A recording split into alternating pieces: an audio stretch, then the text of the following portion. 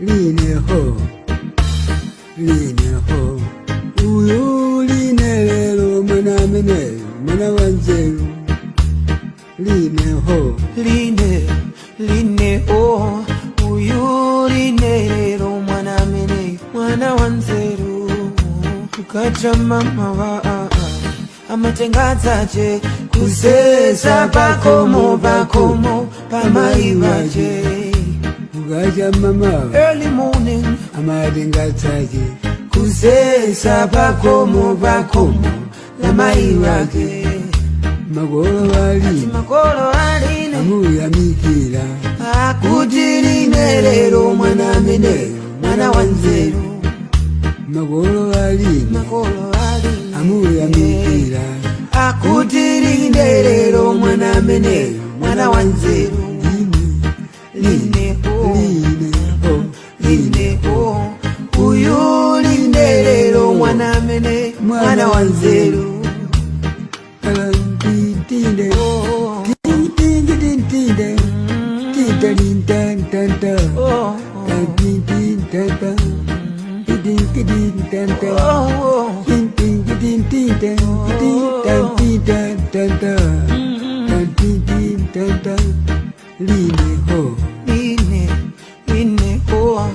uyu line lelo mwana mene, mwana wanzeru. agire gogo wana madingo damu ya mikira kuti na madingo mwana mene mwana wanzeru. Agire gogo wana madingo damu ya mikira kuti na madingo mwana mene mwana wanzeru. simuku na mako Kawizi na ne malota ine bambo wanga tandisi enda sarandeka. Kawizi na mwe ni malota ine bambo wanga tamwali enda sarandeka. Gondo mama Gondo une mama mwe Gondo mama chalamanda Zafera moenda we Gondo mama Gondo une mama mwe Gondo mama chalamanda Zafera moenda we.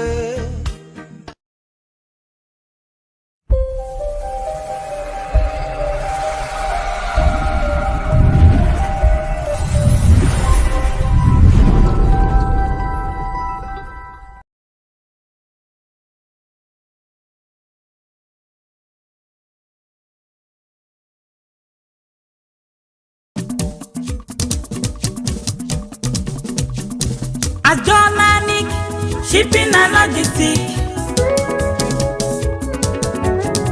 We export household items lóríṣiríṣi.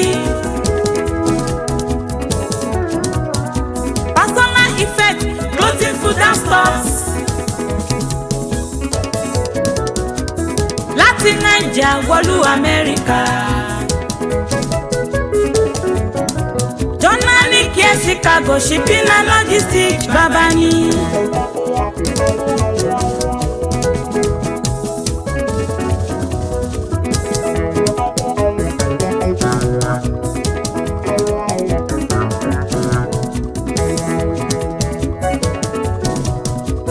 Oúnjẹ láti Áfíríkà lóríṣiríṣi.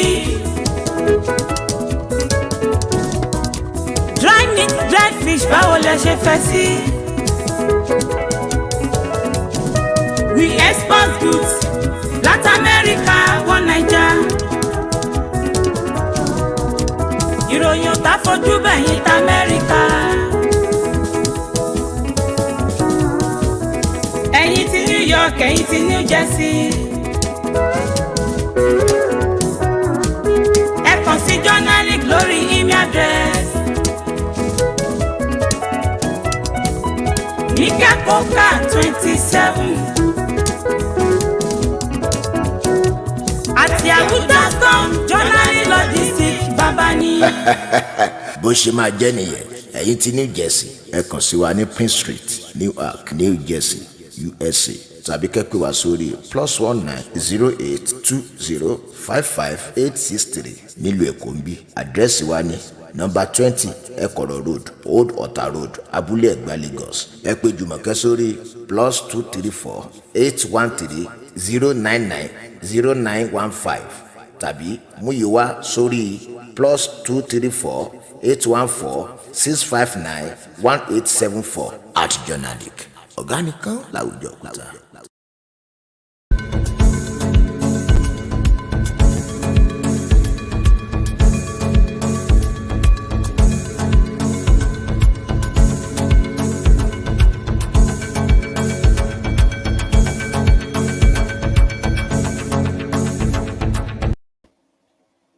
Right. Good afternoon, good morning, and good evening, depending on where you are watching us from. My name is Samuel Oludo, and this is Worldwide Media Scotland. Apologies, we're still waiting for our guest, and that is Mr. Temitope Olodo, who happens to be a Preventative Terrorism Consultant, and he was meant to talk to us today about our discourse, which is Rising Coups in Africa. We still hopefully expecting him to join us at some point in the course of the program. However, two resources have been prepared for today's session, and so we'll just take it on. Hopefully, Mr. Temitope Olodo will join us later.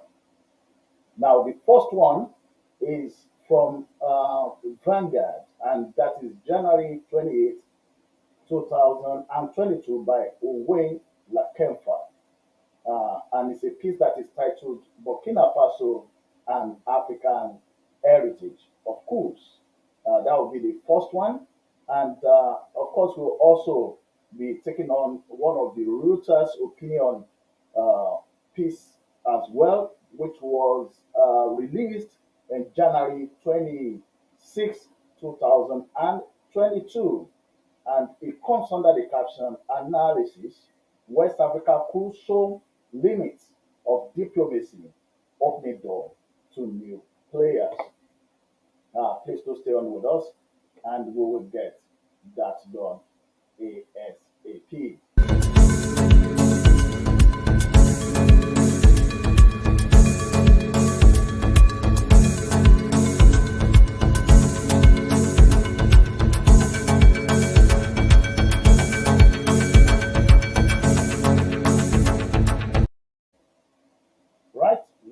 First video that we want to show us is actually the populace, that is the masses in Burkina Faso celebrating the takeover of the government from Kabore. More than 1,000 people gathered in Burkina Faso's capital on Tuesday to cheer in their new military rulers.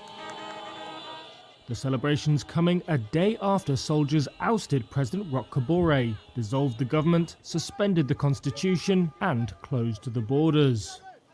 West Africa's main political and economic bloc, ECOWAS, is among international voices to have condemned the coup.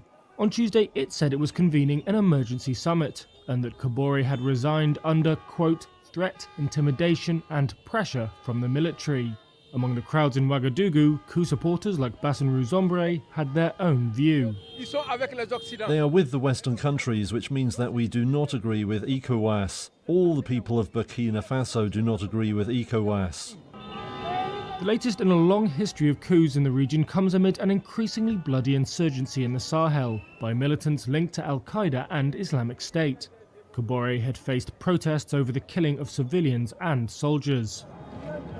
The coup also follows military takeovers in Guinea and Mali over the past 18 months, which have prompted ECOWAS sanctions. One of the military supporters, Boukari Compaoré, said he wasn't scared of sanctions. That Burkina Faso and Mali are the same, and that ECOWAS should stay where you are. Also in the crowds, frustration at former colonial power France, which continues to play a military role in the Sahel.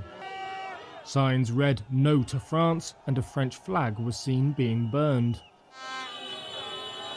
On Tuesday, France's defense minister said coups in Burkina Faso and Mali were no reason for France and its allies to end their security operation against militants.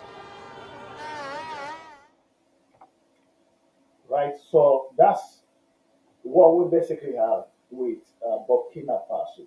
We've seen the masses, the people, actually celebrating the takeover of governance in those countries by the military. Before we go into the resources which I've mentioned earlier, we still want to take one, which is a report, and also see the views of the other people about this. Let's turn to Mali now. The United Nations Security Council has condemned yesterday's coup there, urging the soldiers involved to return to their barracks without delay. But the soldiers who ousted President Ibrahim Boubacar Keïta say, in fact, they plan to set up a civilian transitional government and hold new elections. They made an address on television. Here's an excerpt. L'horreur est devenue le quotidien du Malien.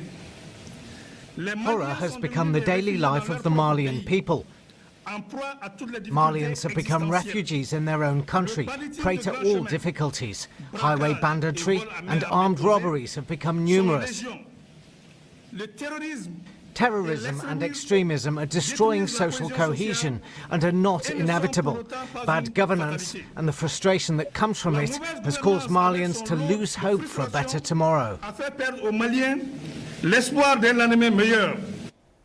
Well, it's still unclear exactly what happened yesterday, but here's what we do know.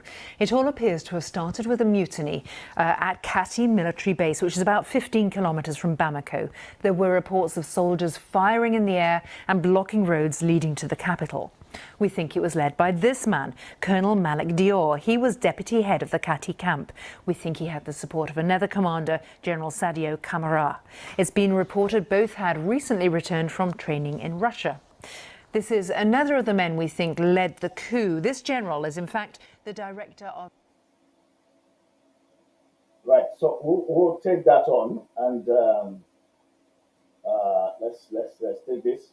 Now, so we've got the Mali, and we've also got that of Burkina Faso, which is just this year. But of course, before now, we also have one in Guinea, but what we see that is common to all these coups is that they are supported by the people, especially the youth.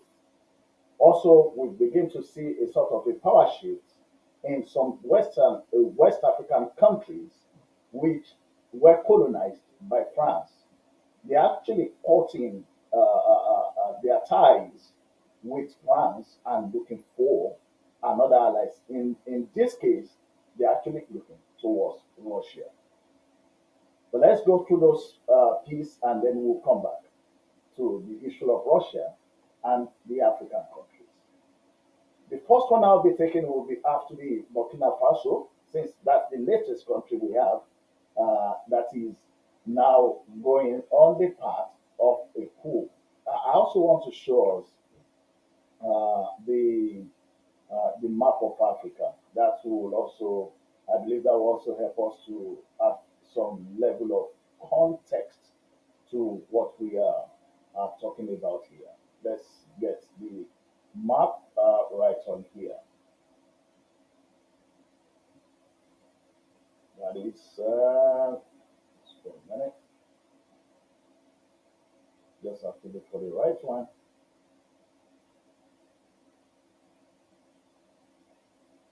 Windows, I'll just use Windows for, yes, I think that works for us.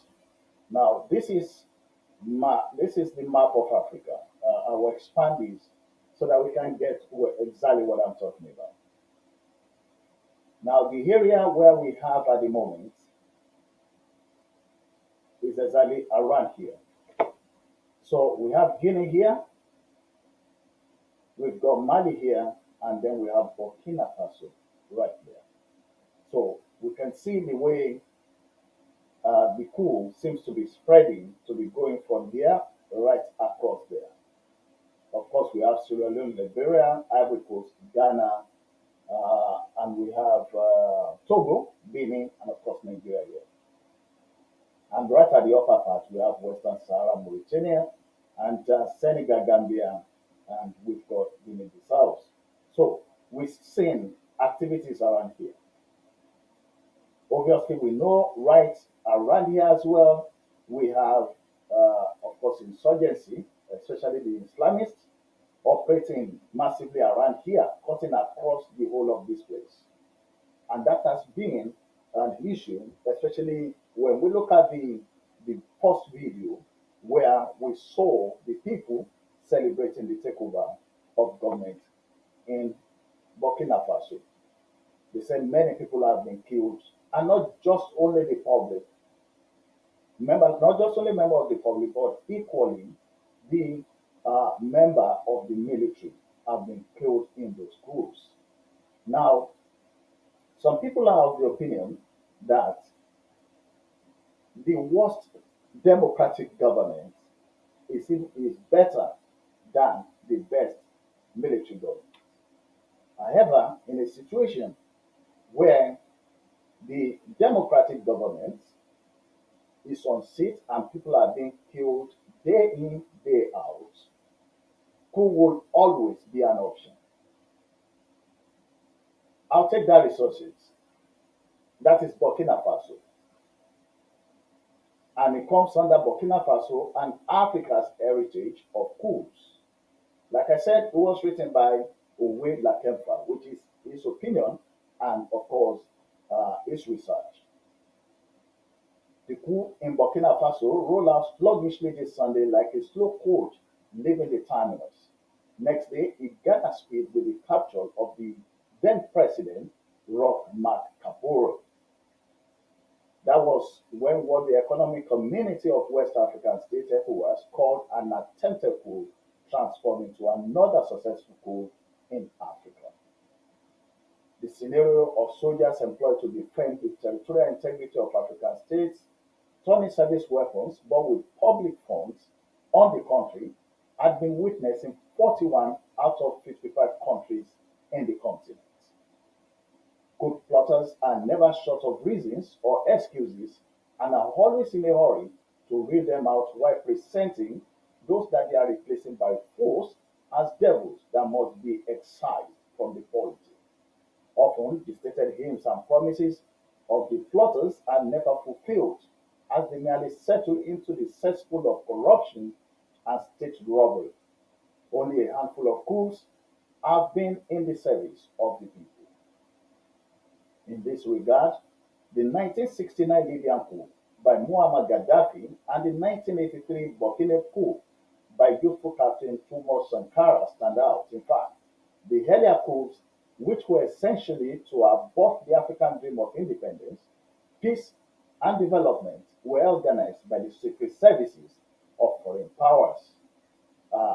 We can note from that, because that's the next paragraph which I'm going to, the statement by one of the people on the streets of Burkina Faso that was interviewed, saying that they believe that the West are actually the ones causing problems in their country. So let's keep on with this. The January 1961 coup in the Democratic Republic of Congo, DRC, which toppled 35-year-old Patrice Lumumba, was directly organized and executed by the secret services of Belgium, led in DRC by Police Commissioner Franz Bachot, the British M16 spy chief Danny Park, and the American Central Intelligence Agency CIA station officer Larry Devlin. The country was then handed over to a drunkard and mouse murderer, Joseph Mobutu. Until today, the DRC remains unstable, while the West continues to loot its resources. The 1963 coup in Togo that unseated the post-independent government of Sylvanus Olympio was planned and executed by the French security services, which also ensured that the unarmed prime minister was dragged from the premises of the American embassy and summarily executed at the gates. The country was then handed over to Sergeant Nasigbe Jadema, whose son, Faure continues to rule that unfortunate country until today. It was the CIA that planned and funded the February 24, 1966 overthrow of Ghanaian President Kwame Nkrumah, the best leader Africa has ever produced. It is still unclear who the backers of the January 23, 2022 coup plotters in Burkina Faso are. Are the plotters just another set of military opportunists, errant boys of French, or remnants of the treacherous former President Blaise Compaoré regime? That's a question for us to look for. The immediate reason given is the continuous push by Islamic terrorists. This has created fear in the people's minds and also in that of the military, which complains about inadequate arms. The insecurity in Burkina Faso, like those of other West African countries, has merely worsened mass poverty, which fuels general unrest and provides ready recruits for the terrorists and bandits. In a region where 15 of the 16 countries were under military rule, coups have destroyed professionalism in the military, and generals are produced not in the battlefield or as a result of professionalism, but mainly through coups and counter-coups. Some hand their tips by seizing radio stations and announcing the overthrow of incumbent governments. Hence, most armies in the continent are not professional, adequately equipped, or attuned to fighting real wars. So, they are finding it difficult containing the ragtag terrorists rampaging through the countries. Also, with rampant corruptions, huge slices of funds to equip the military have been stolen, making them weaker. There is a lot of resilience, or there is a lot of reliance on foreign powers which are mainly unreliable, as they may work for both sides in the conflict. Quite often, they are interested in the natural resources of African countries and they are ready to enter deals with whichever side can give them access. While the governments in the region and the African Union have voiced their opposition to military coups, proactive steps have not been taken to bring perpetrators to book. If anything, beneficiaries of coups are sometimes compensated or get advantage over other citizens. In the next part, we will be going straight on to Nigeria, as the writer now focuses on Nigeria. In Nigeria, where the military ruled cumulatively for 29 years, a number of the emergent political elites are beneficiaries of military rule. In the last 23 years of civilian rule, two former military rulers, retired General Olusegun Obasanjo and Muhammadu Buhari, have been president for 13 years. So quite often, military culture dominates the post-military rule era. The fabled international community, regional bodies like ECOWAS and continental ones like the African Union, AU, are also selective in their rejection or acceptance of military coups. For instance, while they condemned the coups in Mali and Guinea, they welcomed and supported the coups in Egypt, Zimbabwe, and Chad. Before going right into the next part of that piece, we'll be heading for a short ad break. Please do stay on with us, because we are not yet through.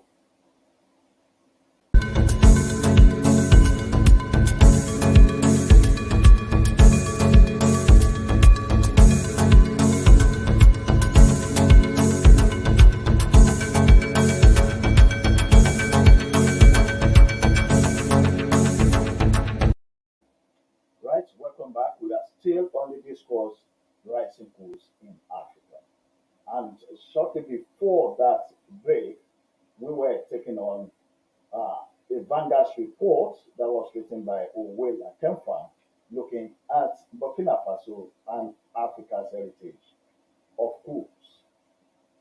The place where we stopped is where he was actually relating the international organizations and co and their complicity or their choice of which to support among the coups and which not to support. Now we move on. The Western conspiracy to steal Libya's oil wealth and stop Gaddafi from further uniting Africa and perfecting his move to float an alternative global currency to the dollar led Africa further down the path of tragedy.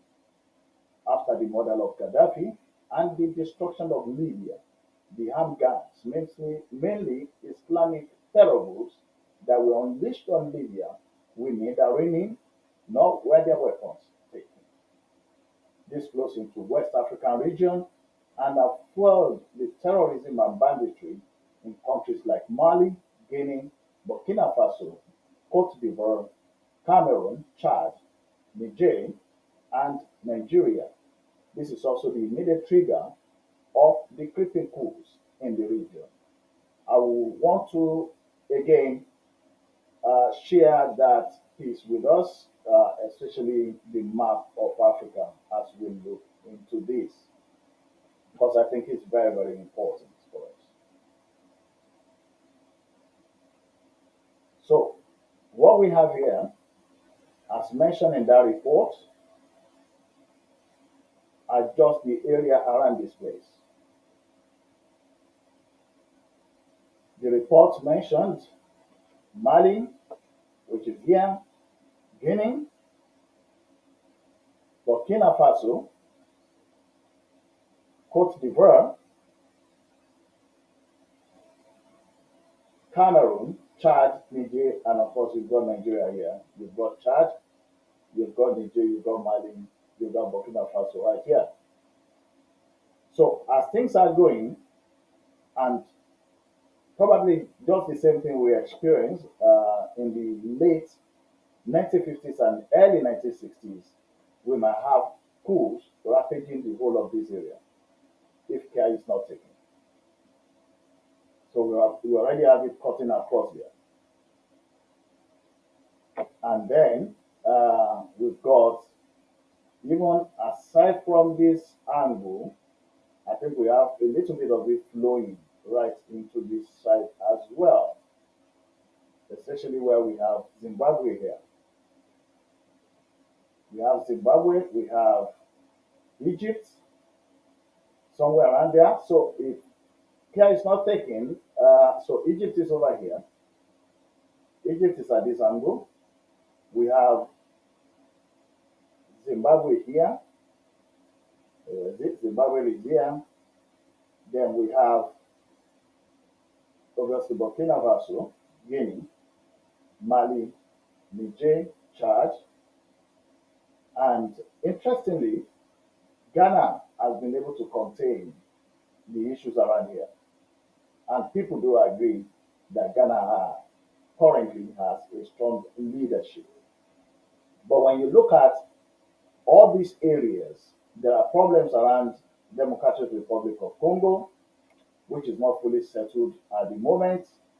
Of course, Kagame is doing quite wonderfully around here, although there are also reports about human rights issues. So the areas around here have been okay. I mean, Angola, Namibia, Botswana, there's not been much issues around them when it comes to all this Islamic insurgency and co. Swaziland has been fine. South Africa is fine, except for some domestic issues.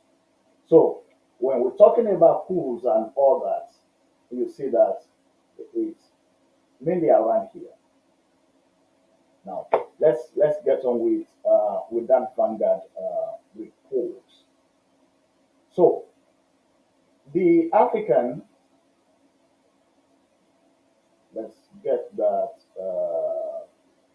this flows into first Africa, okay, and then the immediate trigger of the creeping coups in the region. The African civil populace, because they should be the main people to be considered when we are looking at this. The African civil Populace needs to be strengthened to resist bad governance, even by elected leaders. The conventional armies in the region might not be able to withstand the insurgents who engage in guerrilla warfare. So the populace needs to be mobilized to fight and destroy the terrorists.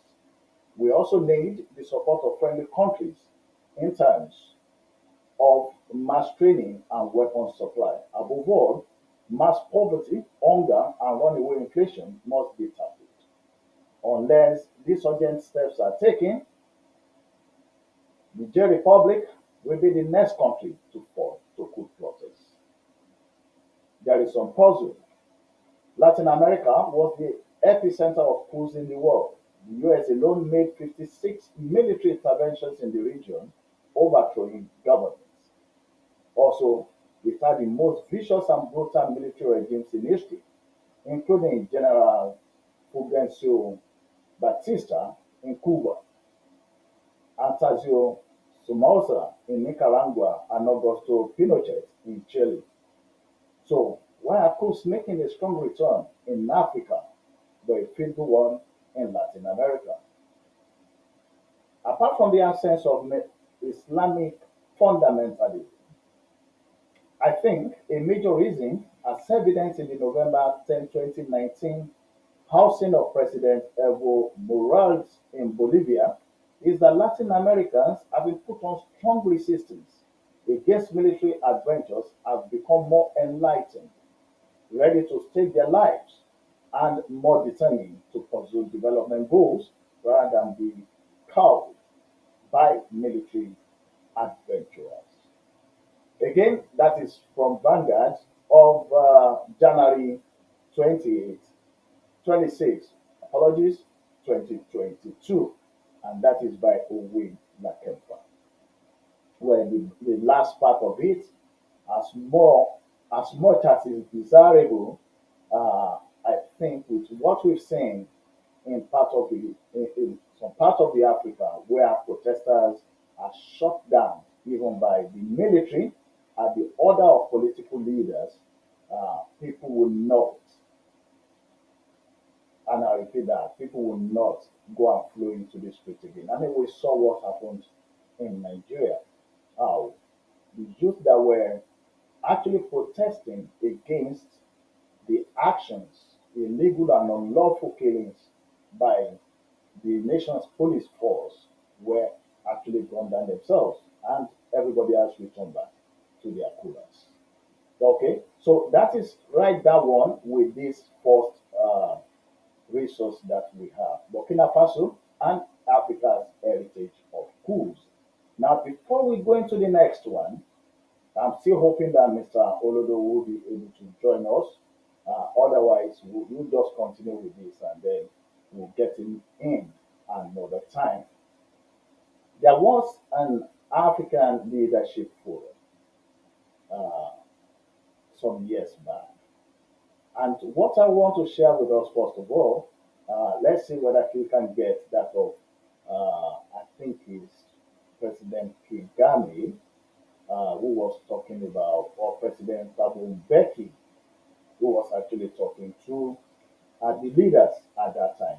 I think it will give us a sort of a high opening to the issues they considered to be the actual problem in Africa, which is leadership. And we always mention leadership, but of course, there's no way leadership will be right or on right track if the system is bad. But let's listen to ex-president Thabo Mbeki. The way the panel has approached this thing is correct to say we have to answer this question first. What is the Africa we want? So we say we want an Africa that is free of violent conflict and war. What leadership do you produce to get that result? We want an Africa that is free from poverty. What kind of leadership do you need to create to end that poverty? We want an Africa that is free of, that is driven by women's emancipation. Where is this leadership? How do you create it? We want an Africa that is free of corruption. How do you produce this leadership that is not corrupt? Now, these are the questions I took to answer these practical things that President Kagame was talking about. And it's not an easy question to answer. But I think critically, and we were discussing this thing yesterday, critically, we need a critical self-assessment of ourselves as Africans. To say, as President Kagame was saying, we've been discussing this thing about the quality of leadership, challenges we face for a very long time. But when have we sat down to say, now let us assess, no, you Thabo Mbeki, were president of South Africa for so long. Let's assess your performance. Did you provide this kind of leadership that is suitable for this Africa that we want? Where did you go wrong? We got the African peer review mechanism, which President Obasanjo can speak about. That's part of what it was supposed to do, so that we sit as peers to say, no, but the President, you are misbehaving. You are stealing public resources. You've accessed power in order to put money in your pocket. This is not the leadership we want. But we're not doing that sufficiently because we're afraid. We're afraid to speak frankly to one another about the wrong things that we're doing.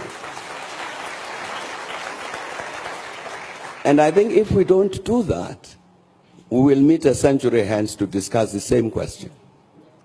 I think that critical self-assessment of the continent is necessary. And I mean a real, critical, truthful self-assessment that's critical. And I think that would be an important step forward in terms of producing this kind of leadership which Africa wants. I'm handing this to President Kapp. I suspected you might do that, yes.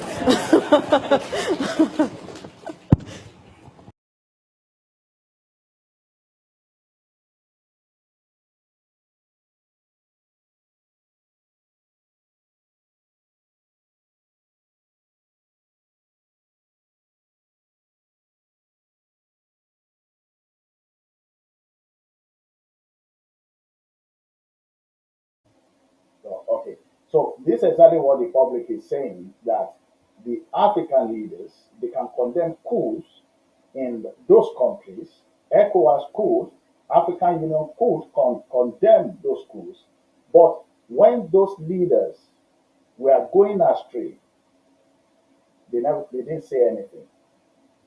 ECOWAS has nothing to say when, let's say, the president of one of the countries is killing his own people. AU, even when we talk about some of the Western allies, they condemn. In fact, you had the other one when they were saying they should return power back to the deposed president. But then, when those presidents were getting out of the way and killing their own people, most of these Western nations kept quiet because they are having access to the resources in those countries because of the presidency or the government of the person that is disposed. So a question is called on both African Union or ECOWAS or other Western countries whether they have the moral right to condemn those coups that is taking place. Now, shortly before we go to the next resource, remember I said we have two. The other one is right from Reuters, and it's just an analysis. West Africa coups show limits of diplomacy, open door to new players. I mean, the issue here is not about whether the military government is better or is not better. What we are having at the moment is that people are looking at other options when they are elected representatives in the political scene and misbehaving and are behaving as if they own the country. So let's get this one straight on, and that is Reuters. This is by Aaron Ross and David Lewis, and that is January 26th, of course, also 2022, which is just this year. Now, earlier this month, West Africa countries slapped tough economic sanctions on Mali to punish coup leaders seeking to extend their hold on power and to halt a run of military takeovers that have beset the region since 2020. Burkina Faso's military did not get that message. On Monday, 2 weeks after the 15-member Economic Community of West Africa states, ECOWAS announced the sanctions, the Burkina army arrested President Roch Kabore and seized power.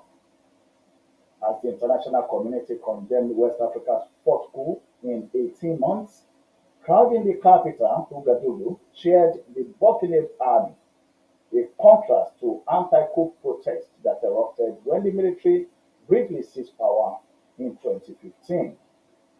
The reaction echoes scenes in Mali and Guinea, whose coup leaders received warm welcomes at home.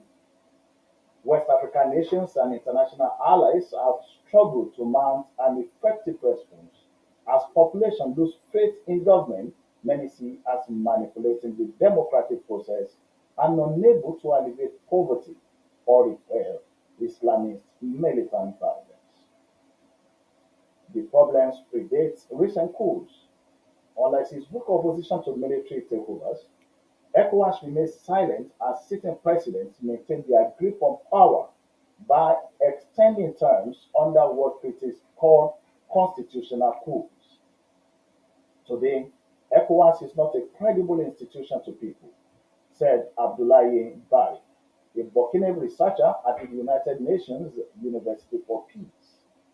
As long as they are not going to offer adequate response to the governance deficit, coups are going to multiply. An ECOWAS spokesperson was not available to comment on his track record. Other countries, including France and European allies, have maintained a military presence in the region and partner local armed forces to fight groups like Al Qaeda and Islamic State. Many military support continues despite criticism of coups. France, in particular, has deployed thousands of troops to West African Sahel region over the past decade, but security has progressively deteriorated, fueling anti-French sentiment. Now, before we go to the next one, which is the one that I mentioned earlier, that is there, are we seeing a sort of a shift, a power shift from France to Russia? Please do stay on with us. I'll be right back after this short.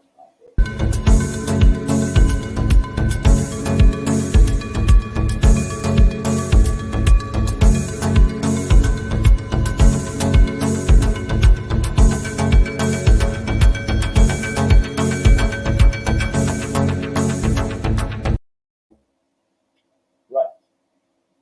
Now, the next one is Africa opening for Russia. The sanctions and international condemnations have arguably bolstered coup leaders standing at home.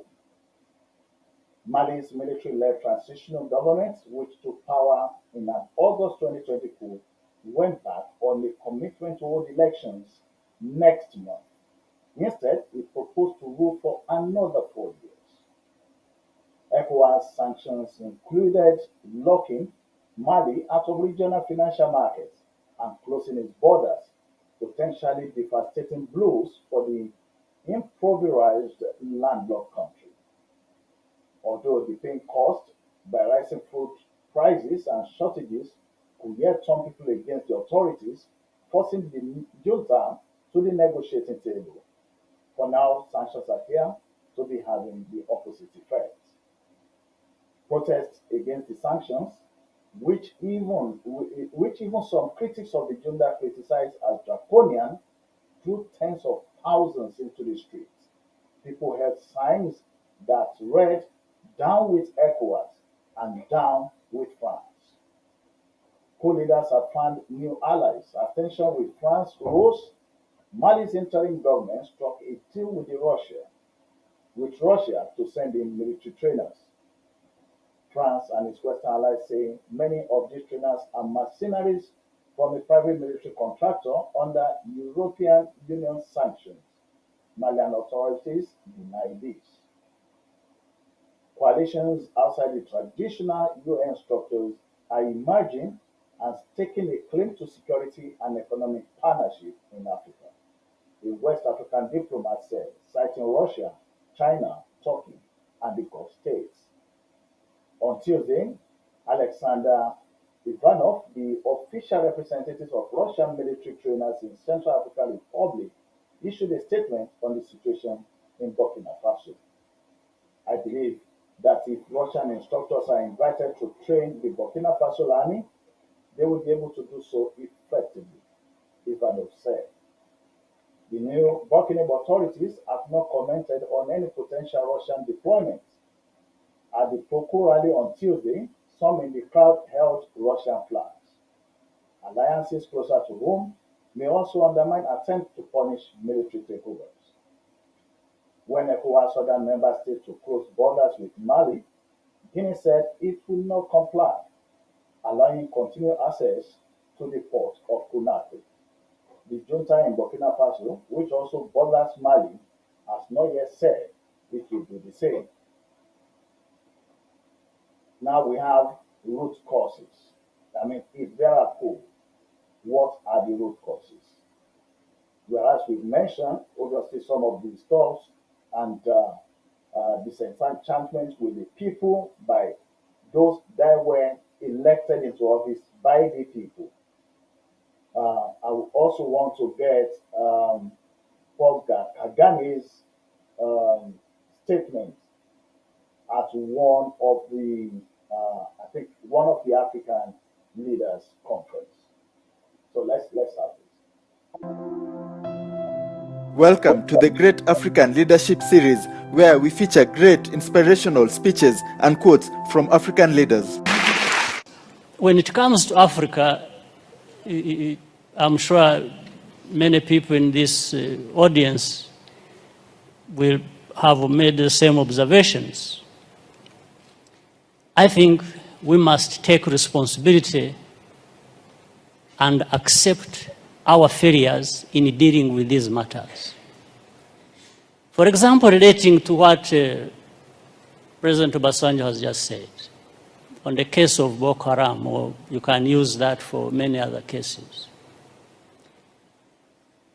For me, when I'm watching on television, and I find our leaders who should have been working together all along to address these problems that commonly affect their countries, wait until they are invited to go to Europe to sit there and just,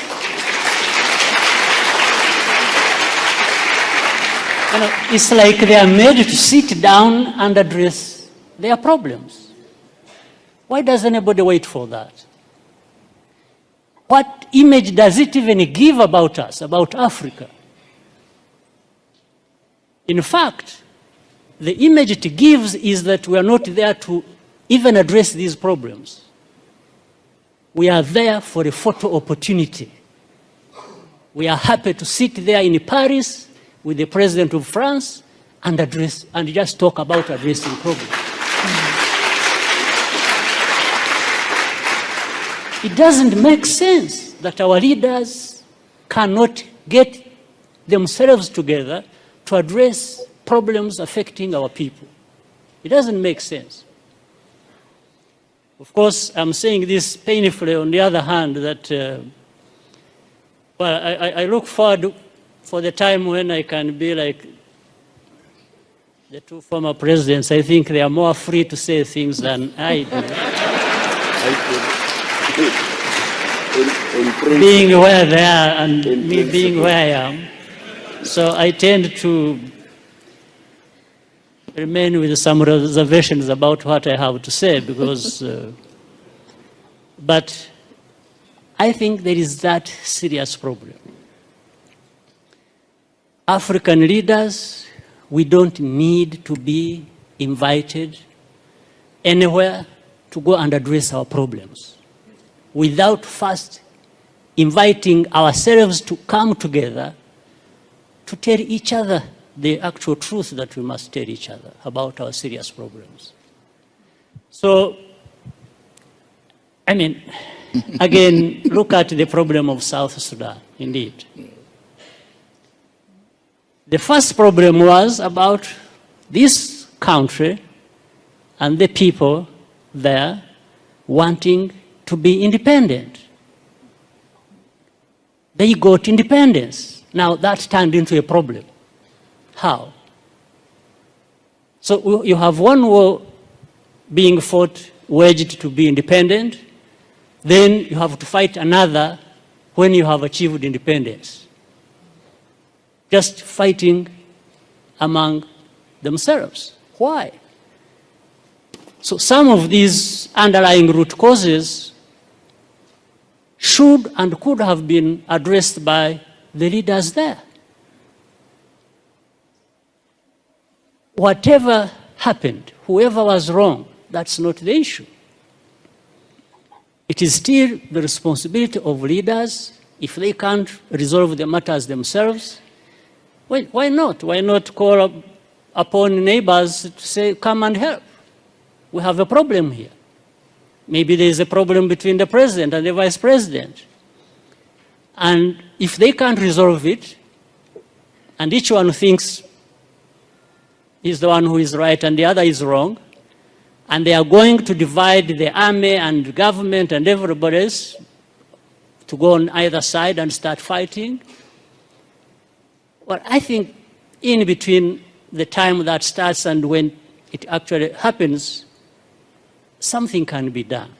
But it has to be leaders to work towards that and avoid the catastrophe that, like we are seeing or have seen or that has already happened in South Sudan. But of course, the unfortunate part is that the most majority who suffer are the innocent people who have nothing to do with it. Women, children, and even many men are innocent in that situation.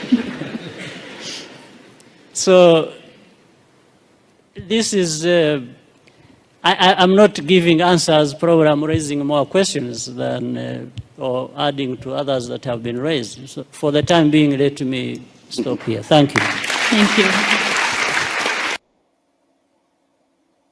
Okay, that is Paul Kagame also talking about what we'll consider as irresponsibilities in governance or in governance. The African leaders, I mean, one of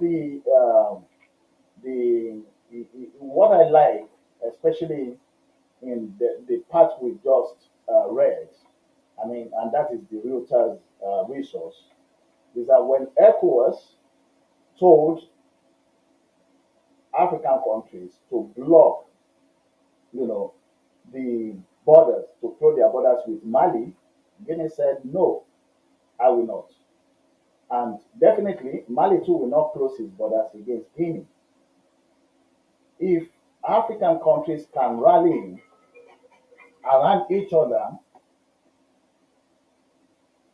against the West and Europe that are actually interfering, I mean, how great would it have been if, for instance, we know that from DRC, Congo, you have the cobalt and coltan, which are used in mobile phones, used in for our laptops, and of course in aeroplanes and co. If DRC decides that, okay, all the people that are taking the resources without paying their dues and going through the right route, that they're not going to have it again. And because of that, the West could say, okay, we are going to block. You lost me there. Just need to get us back.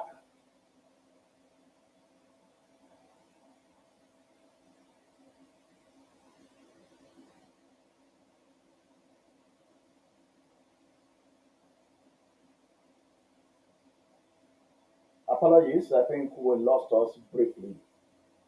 Now, so coming back to what President Paul Kagame said there is that African leaders are not being responsible.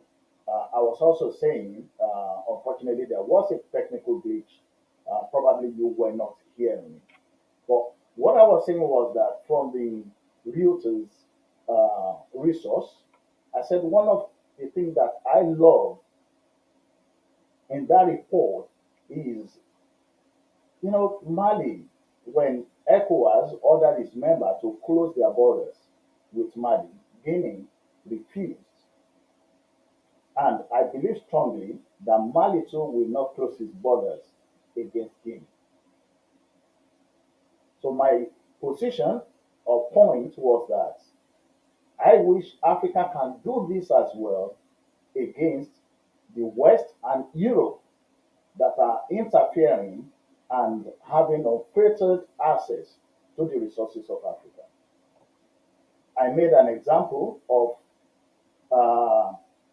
I'll get us back into the map again because I want us to get this.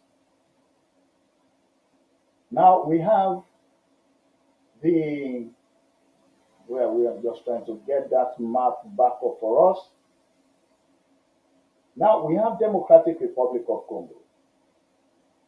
Let's say, for instance, Congo decides that, yes, we are supplying the world coltan, cobalt, which are used for our phones, laptops, and of course, also in aeroplanes and many other gadgets, which are gadgets that are used, gadget equipment that are used in security sector, that are used in hospitals and co. Now, if DRC decides that, okay, nobody is having anything if they cannot go through the right route, and the West decide that, okay, we want to punish Democratic Republic of Congo and request that they're going to do economic blockage.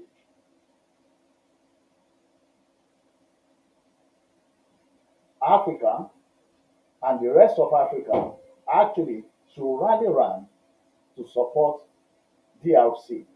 If all all African countries are rallying to support Democratic Republic of Congo, the West will pull back.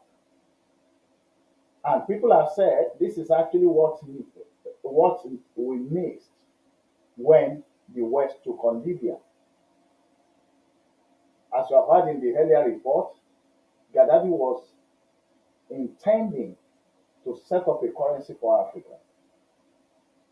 But unfortunately, it was some African country leaders that were actually used against Gaddafi. So what I'm saying is, if today ECOWAS has asked countries to close their borders with Mali, and Guinea is saying, no, we will not, and Mali too will not close its border with Guinea. Obviously, Burkina Faso is there now, and they'll put Burkina Faso as well. Economic sanction. If those three countries, 1, 2, 3, if they decide, and those are the three around here, if these three decide that no, we are not going to close borders against each other, and then gradually they begin to form a block around here, because the only thing they need, you've got Guinea here with a port in Conakry. So there's a need for access into the sea here. So you can get it right from here, through Guinea, right into Mali. What I'm saying is, just the same way that Mali, Guinea, and Burkina Faso are working together, Africa should actually be able to work together against any aid blockage by the West of Europe. Already, France is pushing for some of these countries to be punished. Rather than ECOWAS taking it just right on, it's actually a time that ECOWAS needs to support these countries, but also organize a conference to get most of the African leaders to sit and to discuss about them being responsible and not dragging their people into abject poverty. Now, we'll continue with that part of the analysis from Reuters. No root causes. ECOWAS, founded in 1975 to promote economic integration in post-colonial West Africa, can still inflict pain through sanctions. Nearly 30% of Mali's trade is with ECOWAS member states, according to United Nations data, and food prices are starting to rise in the capital Bamako, residents say. But diplomats and analysts said the influence of ECOWAS and foreign powers traditionally active in the region has been hampered by eroding credibility. Some trace that back to 2015, when the bloc came close to banning presidential third term after Burkina Faso's petroleum leader Blaise Compaoré was ousted the previous year in an uprising sparked by his effort to extend his time in office.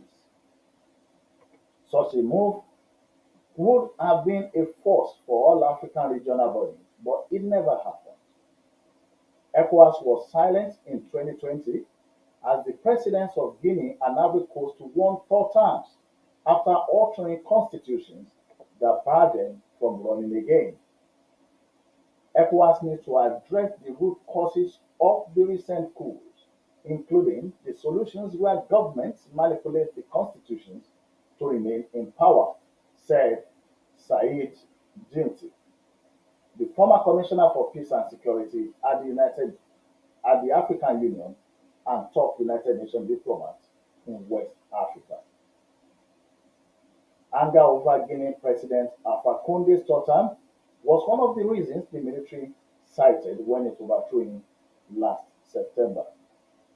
Guinea's ruling junta has promised to oversee a transition back to democracy, but has declined to set a date for elections.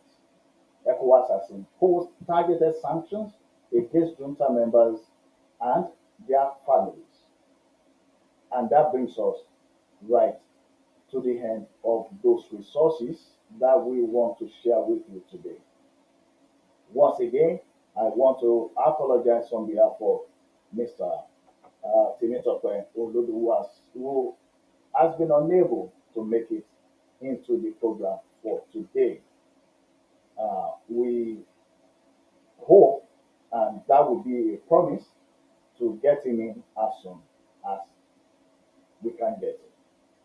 Thank you very much for being with us. Remember, we are on Saturdays 3 p.m.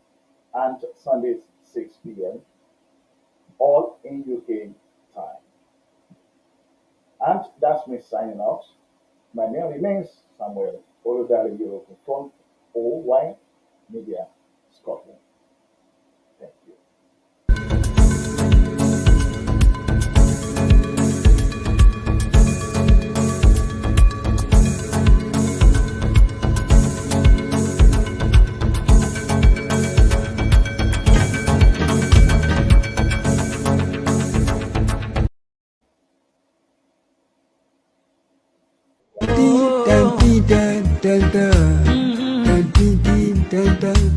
Line